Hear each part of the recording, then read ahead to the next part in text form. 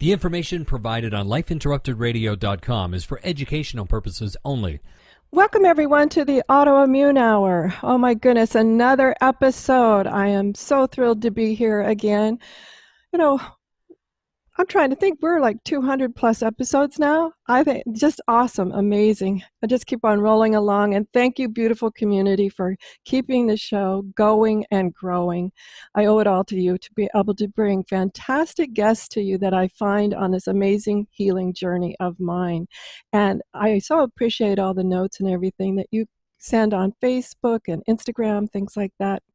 Please keep it up and be sure and visit our YouTube channel as well. That's pretty new, not brand new, but that's pretty new. I think we have about 100 different videos up there now, so plenty of things for you to intrigue you over there. And tonight, I'm going to intrigue you with something we haven't talked about, but boy, oh boy, have I learned firsthand. And that's the emotional and money part of getting sick and the healing journey. I know that's a heavy topic maybe for some of us, and it really, I know I've seen some statistics that talking about money is right up there with like talking about death. So we're going to talk to our guest tonight, Leslie Juvin-Acker. I'm hoping I'm pronouncing that right. You did, thank you. Awesome. There was Leslie's voice there if you're not watching us on video. And she's an emotional intelligence expert as well as money expert. Her book is called The Money Formula, and she is just an expert in helping everything from professional athletes, celebrities, business leaders, entrepreneurs navigate the emotional and mental challenges of business, creating work-life balance, and the emotional and mental challenges of money. Now, you might be asking, Sharon, what's money got to do with it? And I have to tell you, after my 4-year healing journey here, a lot. Here in the States, if you want many different kinds of care, a lot of times you have to pay for it out of your own pocket, or at least come up with a sizable copay. And now I know we've got fantastic audience all around the world, and it still can come as a surprise of what may or may not be covered. We've got fantastic community members in Canada, Australia, the UK, all over Europe, and other far-flung places I've heard from so many people. So thank you. But tonight, let's talk to Leslie about our emotions and money. So welcome to the show, Leslie. Thanks for being a guest. Thanks for having me, Sharon. I'm so happy to be here and to share my message with your followers. Absolutely. Let's just talk a little bit about how did you get into discovering all about emotions and our money? Well, I have been a career coach for over 10 years now. I started in the global economic crisis. And my first client was actually my husband, and he lost his job as an engineer, and it was quite unexpected. And I got into the field of coaching that way, and have helped so many people since then determine what their brand is, what their story, find a job they love, and make more money at it.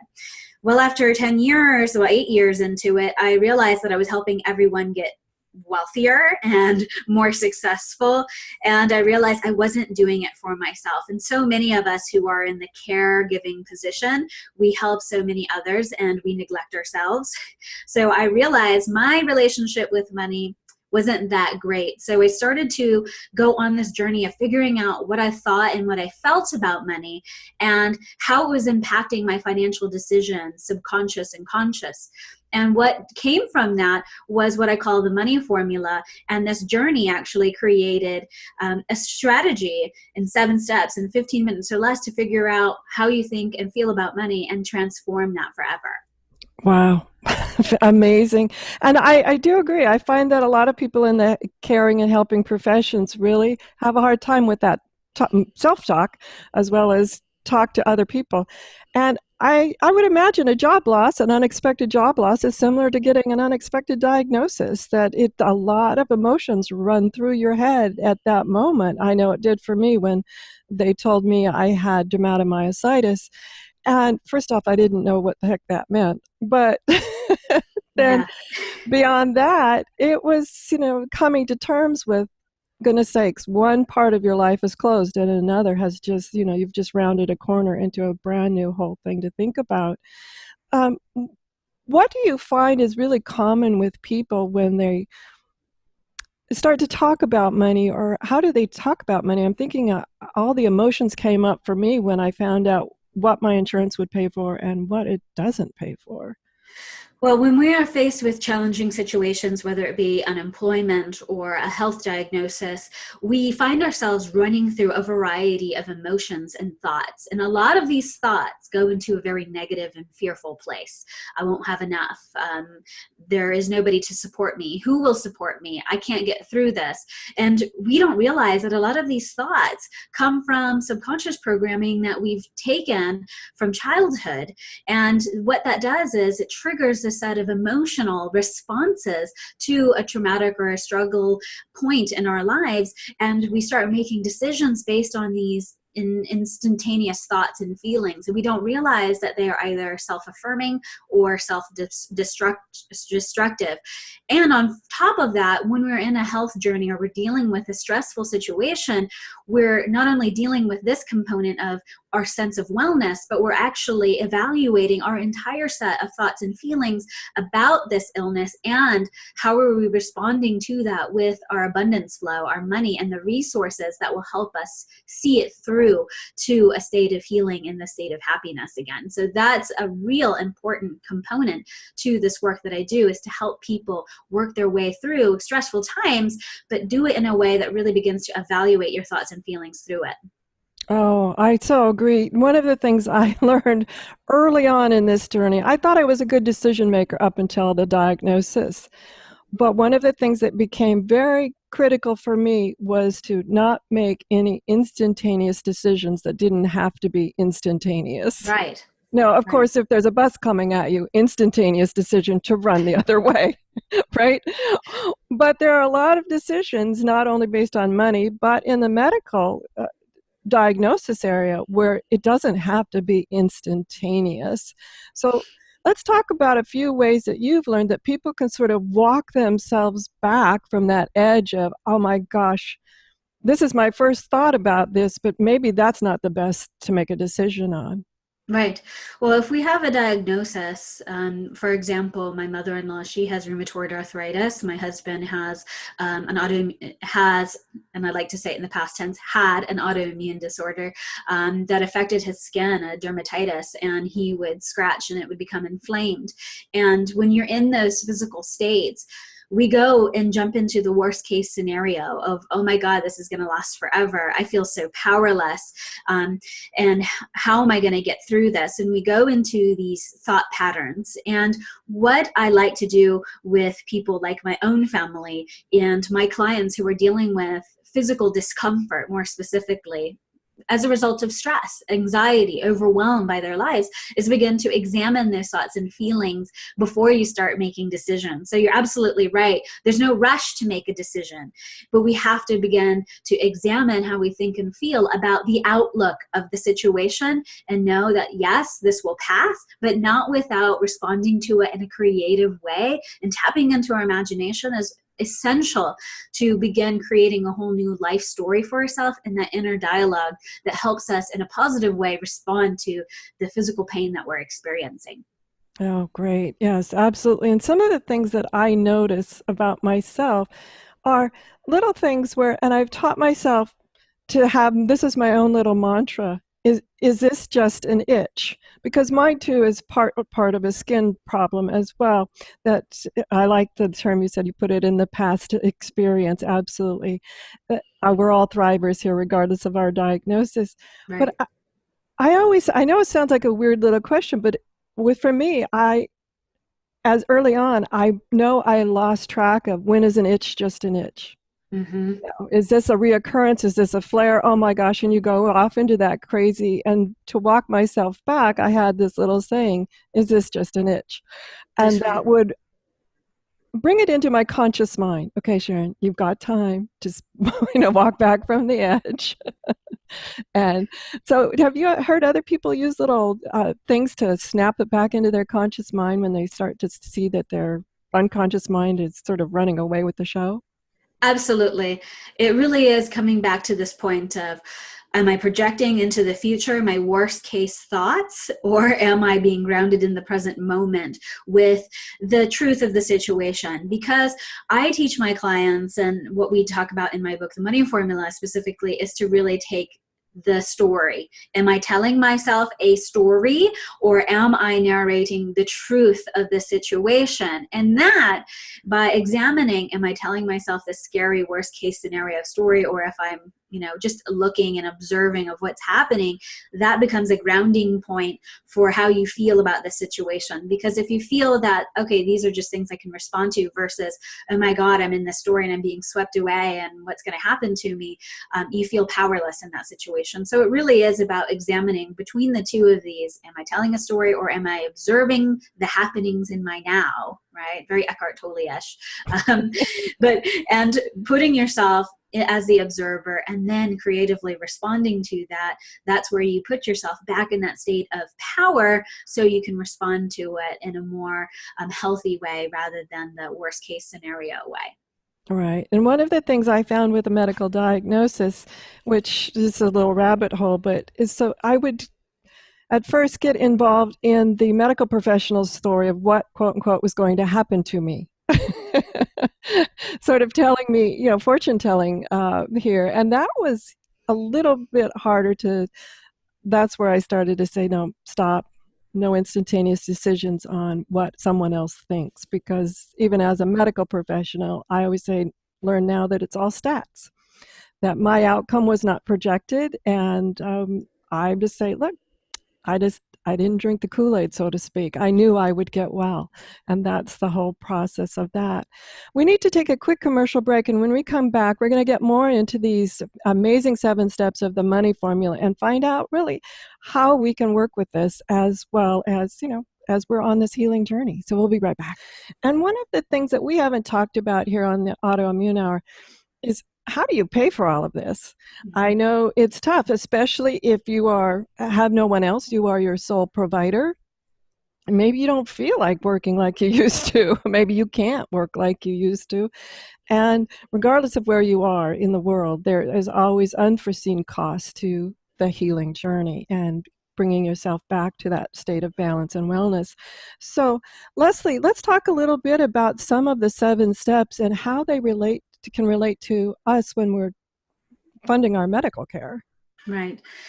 Well, when we're talking about a traumatic or a difficult situation in our lives, we get swept up in our instantaneous thinking and how we feel.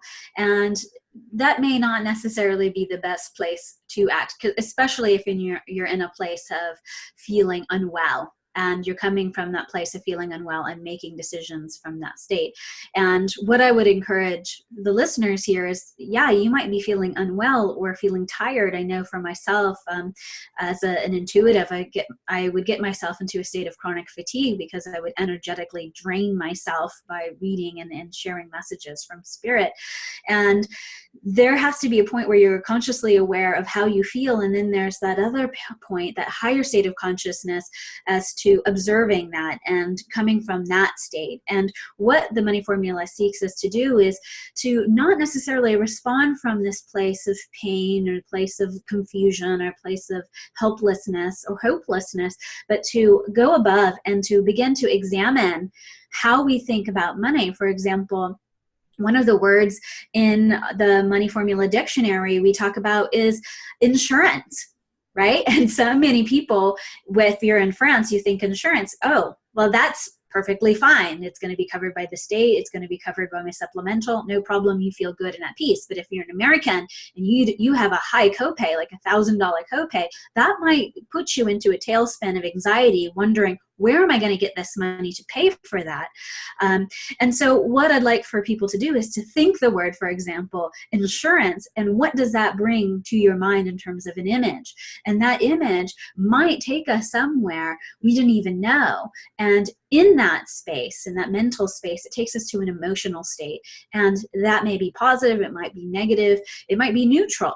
But to begin to examine insurance, oh my God, copays, those are some of those words. And when you begin to examine that and shift our relationship with those words from a negative, triggering space to a neutral and then a positive, like, oh, copays, I got this. Oh, insurance, fine. And to feel confident about it, then as someone who's dealing with a chronic illness, you realize, I can do this. These words don't scare me. I can take care of myself, or I'm going to be open enough to allow the universe, to my network, my world, my creativity to come and bring the resources that I need. So what we're doing is we're saying these words don't have to scare you. Insurance, co-pays, doctor's visits, all of the other things that come with taking care of yourself and funding your journey of wellness, coming from a positive state of mind and knowing that you have everything you need where you are right now and everything's going to be okay. That puts you back in that state of power rather than being swept up in the circumstances of your experience. So that's what we aim to do in helping people feel good about their health journey from a financial point of view. Wow, that's fantastic. But I have to back up a little bit because you triggered a couple of things there. And Okay. I always like to, share with my audience, be as authentic and vulnerable as possible here. Yes. I went like, well, that sounds really good, Leslie. But how do I undo whatever bias, maybe even unconscious bias? I just know I get a little bit of anxiety when I hear maybe the word copay or the word insurance or whatever it is, or this is going to be lifelong. I mean, that's another one that was just like, yeah, okay, let's argue that word. But it sounds really good to take it from the negative to the neutral and then into the positive. But what do I have to do that? I'm a little confused. I'm like, okay, sounds good, but is there like a little recipe? Exactly. And that's what the money formula is. It's a 7-step protocol. And what this protocol aims to do is to get you to think of that word, then think of that mental state that you're in, the emotional state, go back through that emotional state to a memory from your childhood. Most of the time it happens between the ages of 0, 7, and some people go up to 10 and 12, going as early as possible to a core situation that triggers this emotional state and neutralizing that memory. Honestly, it may have nothing to do with the word insurance or copay or doctor's alternative treatment payments. This emotional state is just how you feel about this situation. And what we're doing is neutralizing those memories, those triggerings to the emotional state that's making you feel anxious or antsy about that word. So we're really changing those emotional responses to the situation that you're in. And what this does is actually makes you feel more confident and even positive about what you're going through, and then puts you back into a more responsive, creative, imaginative state to deal with your financial situation. So that's a great question that you ask, and this protocol takes you through that process. And we might find ourselves perhaps in a helpless state. And the word copay makes us feel helpless. And that emotional state of helplessness might be rooted somewhere in our past. And we can take away that helplessness from our story, correct it, change it, turn it into a positive one. And then when we hear that word, oh, I'm fine. Copay is fine. I don't feel helpless when I hear that word. And then you can move forward from there. So that's really the psychological component through the emotional intelligence steps of the money formula that we aim to do to help people to change that. So it is a methodical step-by-step process. Yeah, awesome. And it's funny that as we're talking about this, things come to my mind as I did a similar process. And one of the things was when you said it may not have anything to do with money. And that was for me when I realized, and it was a comment, I don't know the exact age, I'm thinking I'm about 4, enough to have language for sure.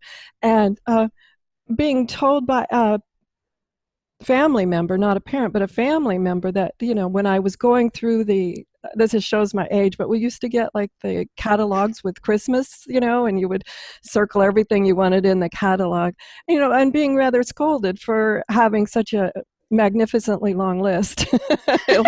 Like, how do you think we can afford all of that, There you go. So who do you think you are wanting the Barbie dream house and the, all of these things?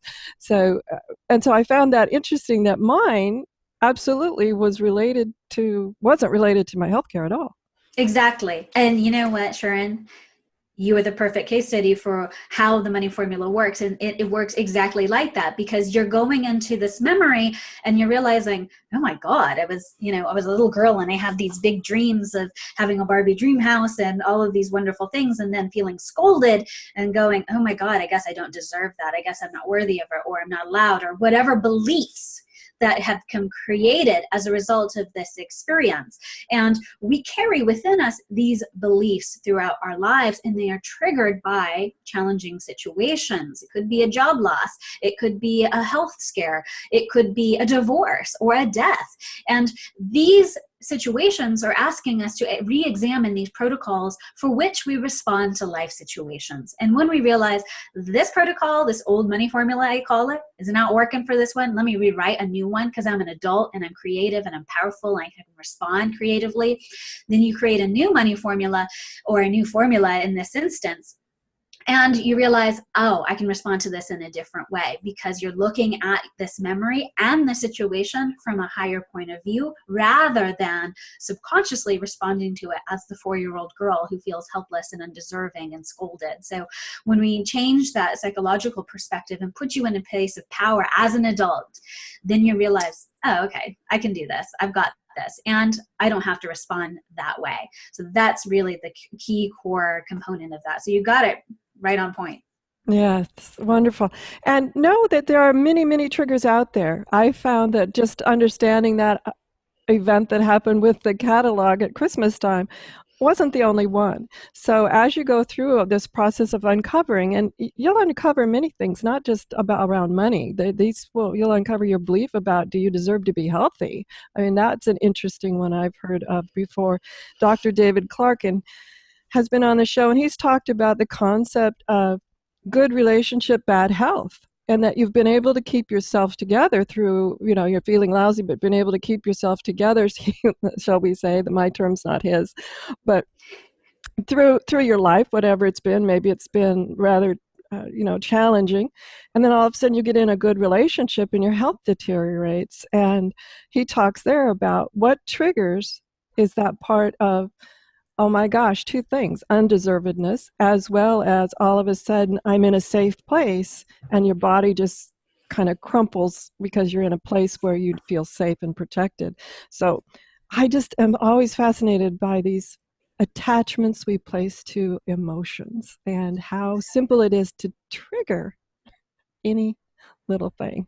So let's talk a little bit. You've alluded to it a few times, and I'm a fan of this, and that's going to what I call to the 30,000 foot view and seeing myself. I like to do it in third person. I'd like to know what you think about that. But looking before I make decisions, money or otherwise, but going to this place of 30 and seeing myself over there in that situation, because I find I can be much more removed when I'm observing me over there than if I'm just talking about, oh, Sharon, this is a big decision. Oh my goodness, what kind of decision you're going to make?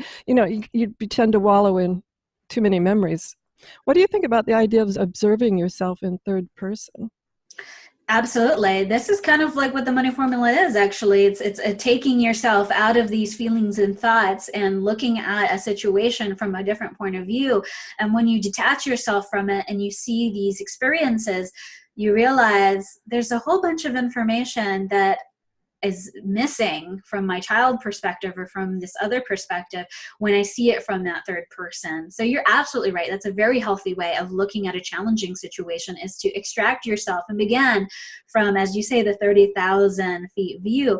Look at it and you realize, oh, there's a body of information over here that I'm seeing as a result of this situation, and this gives me a better perspective on it, and then I can take that information, change what I used to know and what I used to believe, and implant some new ideas and use that imagination, because that's one of the money formula principles, actually, is using your imagination to respond to your financial situation and looking at it from a different point of view. So you're absolutely right. Taking yourself out of it, looking at it from a different point of view, asking yourself questions about this, extracting new beliefs, new ideas, new ways of responding, and then bringing that back into the situation. And you find yourself actually way more powerful than before and with a fresh perspective on the situation. Fantastic. Let's delve a little bit into using our imagination. Sometimes when you're not feeling well, you can't be the most creative. I mean, just trudging through the day sometimes is. But what are some tips you have to use your imagination? One of my favorite is journaling, as well as I like to use vision boards, but I don't know. What are some other ways to use your imagination? Actually, this is a great question. I even say in the money formula that when you use your imagination, there's also pretending as if your state of health is the only state there exists, right? And a lot of the times we find ourselves ping-ponging between, oh, I'm sick, I am unwell, I'm powerless, I'm hopeless. And then we go, well, maybe I could do this. Maybe I can get through this. Maybe there are resources for me to find a way through this chronic illness. And what I'd like and what I challenge people to do in the book, and my own clients who were dealing with chronic anxiety, chronic depression, insomnia, health issues, is to see the ping pong that you have between, oh, I'm not well, and that, oh, this could be pretty good for me, I can move forward, and see how much time you actually spend in between those two states of mind, and begin to truly monitor the amount of time you commit to thinking a certain way. So really, if you can, notice that, begin to monitor that, journal your observations about where you're going, and try and put yourself into a happier state of mind, and allow yourself to imagine that this is over, what that feels like, and wonder what it already is like having passed this situation, that it isn't a sentence that you've been doomed to. Because I know when I was in postpartum depression and anxiety for 9 months, I got to a point where I understood why people kill themselves. I totally and completely understood it. And my husband said it was the scariest day of his life when I told him that. But it really is like, okay, I know that, but I've been there, but how do I shift my mind to this and begin to really work on being in that state of wholeness and health? And sometimes it takes some mental discipline, but to really begin to use your imagination in that state. Oh, it does take mental discipline to move through things, whether it's something that you're thinking or other people are thinking for you. Yeah. Like I said, sometimes doctors give you worst case diagnosis, worst case scenarios, and you're like, oh my gosh. And then you begin to believe that. And I think the critical part here is when our imagination, what I like to do is journal, and I've said this on the show before, is I journal only on the right-hand side of the page in the current moment. I always leave the left-hand page blank. And then every month or so, I go back and I read, and then I'm able to see my patterns. Mm-hmm. So, and I write on the left-hand side what's changed. And so then what has happened over time is I've seen the patterns, and now if I get into a particular mindset, I just, oh, Sharon, you've been here before, it's passed before, this is how you got through it last time. And I find that this process speeds itself up each time you use it. You're able to move through these situations and thought processes faster and faster because you have the memory of, well, I've succeeded before, and that passed, and I will succeed again. Exactly. Wow, this is awesome. We need to take one quick more commercial break, and when we come back, we're going to just delve more into these steps about money and how we think about money and how we think about our wellness, because I've always said about everything, how we do one thing in our life is how we do everything. And so taking even the things that we've heard so far about the money formula and applying that to getting well, all works. All works the same. So we'll be right back with Leslie, and we'll hear more. Tonight we've been exploring money, and I know you're probably saying, Sharon, what's that got to do with it? But gosh, it's got a lot to do with it. First off, it's how are you going to pay for your wellness journey? How are you going to keep, what if I can't keep working? What's going to happen to me now? All these things run through your mind. Money is so attached to our emotions, just like our wellness is attached to our emotions. So tonight I have expert Leslie Juvin-Acker on the show, and she is the author of The Money Formula, Change Your Relationship with Money in 7 Steps and 15 Minutes or Less. And she's also an emotional intelligence expert, and she's been sharing tips about how we can move from this, I'll say, panic state or this anxiety of state of, oh my goodness, it's always going to be XYZ, whatever that is, this bad or whatever, to how we can move ourselves quickly and I'll say easily to a place of higher insight and higher understanding, to have that imagination and creativity to find the opportunities that are out there for us that maybe we can't see when we're in that less informed, less productive state. So I hope that about sums up what we've learned so far, Leslie. Let's take it one step further. What else would you like to share with us? Well, when we're looking at our emotional wellness and we're looking at the stress of being in a state of health, positive or negative, is really looking at what are the secondary gains of having beliefs that are making us feel chronically ill. For example, in the book, there is a story of a woman named Susanna. And Susanna was, by all definitions, a workaholic. And it got to the point that Susanna got burned out, where she just could not enjoy life. And in fact, we discovered through her money formula, when she was a girl, she had this memory that her mother would work late at night and she would feel sad, and her dad would try to convince her that everything's okay, don't worry. But Susanna learned that to be a mother is to work all the time. And for her, she learned to believe from this situation, well, I'd rather have a ton of money and kids or no money and kids and nothing in between. And what Susanna created for herself was actually chronic miscarriages. She actually had 3 of them, because she learned to believe and created the story from her subconscious point of view that, well, I'm not super rich and I'm not super poor. I'm in between, so I can't have kids. And so she created this physical health condition that kept her from becoming a mother. And when we rewrote her money formula and realized that, oh, work can be fun, I can have a family, I can have the in-between world of being an average person, not super rich, not super poor, and have a family, then she realized her relationship to work completely changed, and she did not have to feel like a workaholic anymore. So the secondary benefit of being in that state of working all the time for her was, well, at least if I don't have children, then I will not give them the painful experience I had. So she created that. When we changed that, she realized, oh, I don't have to do that anymore. Oh my God, I can be a mother. I can have personal time. I can have a family. She actually left her job, moved to be with some family, and actually spent time with their kids. So she changed her life out of that.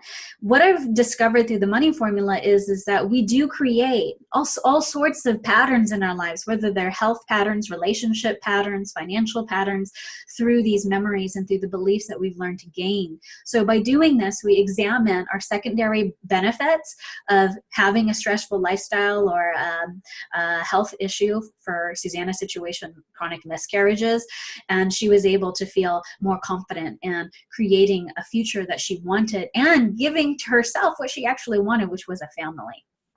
Oh, wow. It's always amazing to me what the body and the mind can create together.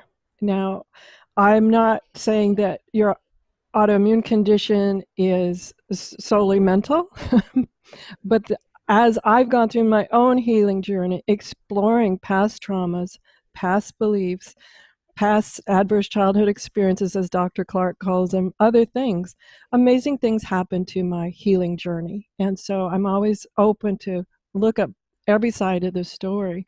That is just amazing.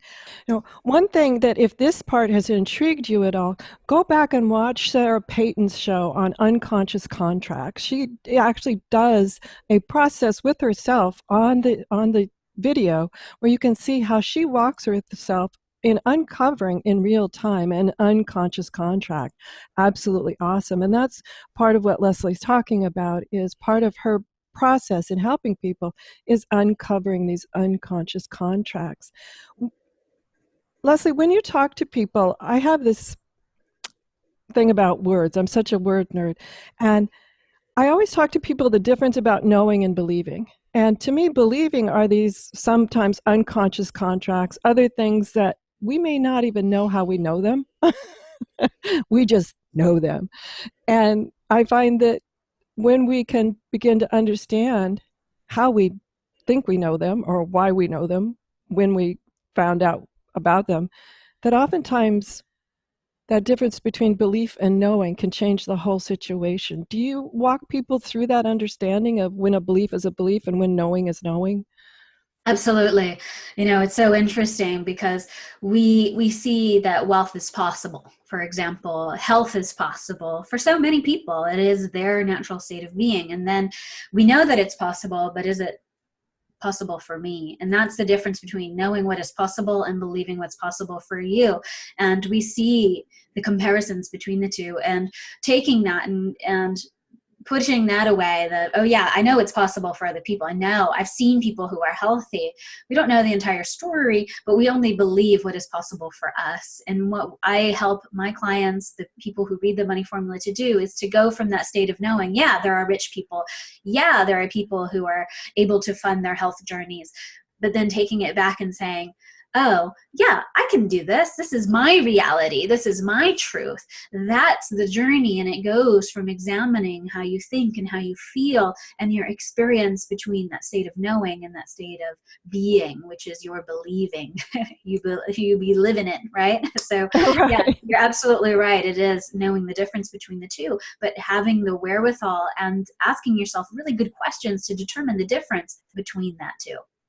Yeah, because I think that's where sometimes people get hung up. They can mouth it, they can word it, they can tell someone else that, but then putting it into action sometimes becomes the tripping point for them. And I find that's where they are still in a state of somewhat of disconnect or dissociation from what they think is possible. And I know you also talk about creating work-life balance, and you talked about your client Suzanne there, who obviously as a workaholic had an issue with that. Let's talk a little bit. What have you found is successful for people when they say, oh, well, gosh, I'll say work health balance, work health life balance is in there. What are some tips and tricks you have for people to create work-life balance? Well, work-life balance is really an application of giving yourself a space and time to work and to contribute, and then a space and time to give back to yourself, right? Where as caretakers, I'm sure many who are listening here, we give and we give and we give, and we don't take and we don't ask for and we don't give to ourselves. And so really what we're asking people to do when we're creating work-life balance and what we call work happiness is to bring that state of, okay, I'm pushing out, I'm giving to the world, and then I'm going to allow myself to take all that I've given out, whether it's love, it's peace of mind, it's peace and a moment to think and reflect. How much are we giving to ourselves? I fall in the guilty pattern where I give and I give and I give, and then I don't eat, and then like I get so excited and I don't sleep, and that's the reason why I do what I do, because I need this information, because I am somebody who's in a healing profession. So if you find yourself giving and giving and giving and you're depleting yourself, take a step back and ask yourself, what do I need? And give yourself permission to take that, give it to yourself, or ask other people to give it to you, and feel like you deserve it, right? Because you talk a lot about deservedness. Yes, this is a major component of that. So we really strive in that space of giving and taking, and it has to be a healthy balance between the two. Oh, right. Absolutely. And knowing the value of a no. Oftentimes we say no to the people that are closest to us because they're easiest to say no to. I know that sounds weird, but if some acquaintance comes up and asks you to had some chairmanship or of a committee or whatever, it's sometimes hard to say no. But until you know the value of your no, and that your health is suffering perhaps, or your own sanity suffering, or your family's suffering, or your loved ones, your friends, whatever, when you know the value of no, saying no and yes to what you want to say yes to is a lot easier. Mm-hmm. Wow. Just awesome. We're about got 10 minutes left. Just share with us some final tips and techniques that you would like us to know that I haven't jumped into yet. Okay.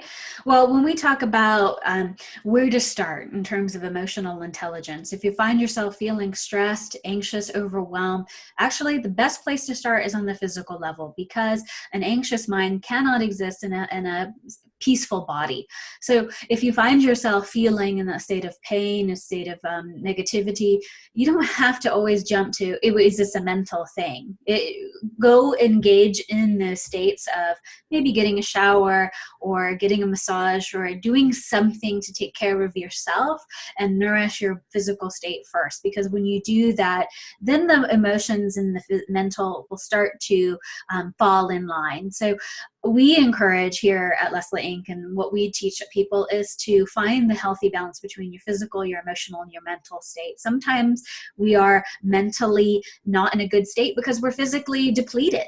We're tired, we're hungry, we've been broken down by chemicals or some kind of reaction. So if you're not having a balanced state between the physical, the emotional, and mental, begin to examine those different levels, starting with the physical. Am I eating well? Am I sleeping well? Am I giving myself time to breathe? Am I taking care of my body? Begin in those steps, because those are the most practical. And no matter where you come from, if you believe in emotional intelligence or not, you can start there. And then start with your emotional. Am I stressed? Am I angry? Am I hurt?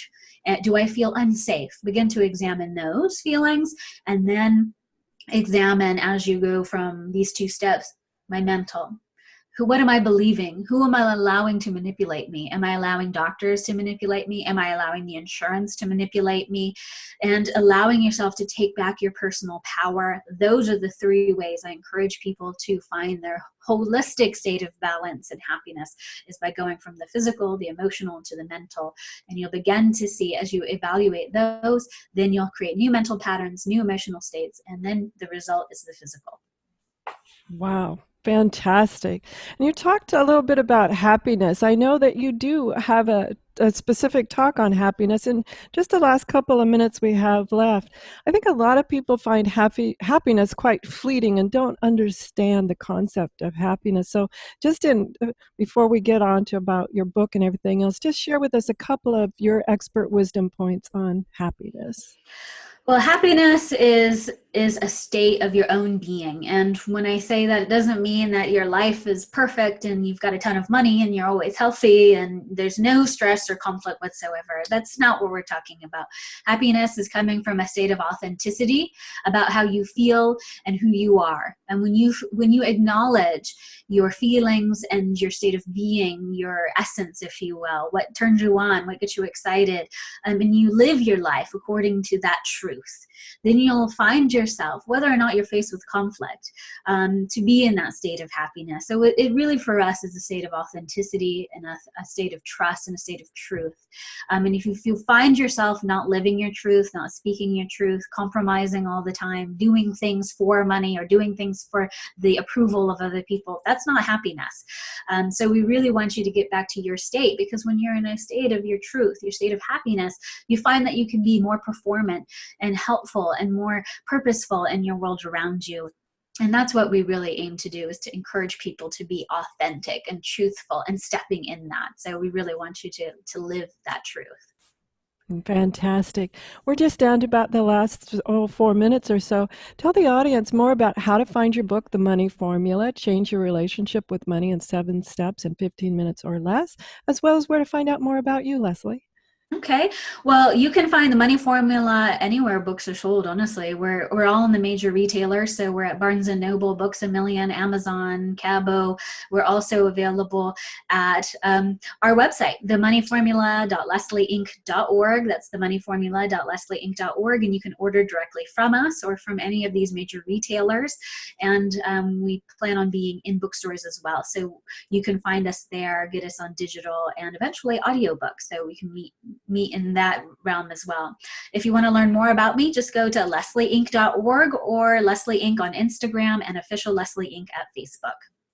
Okay. And that's INC for Inc. Correct.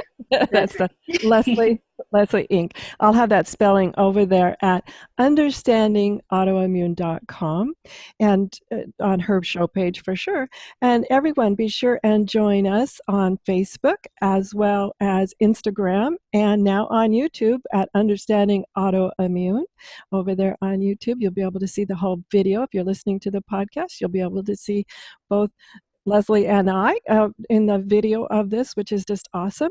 And over at understandingautoimmune.com, we now have the ability to join the Transcribe Tribe for free. All you have to do is sign up, and you'll have access to almost all of the transcripts.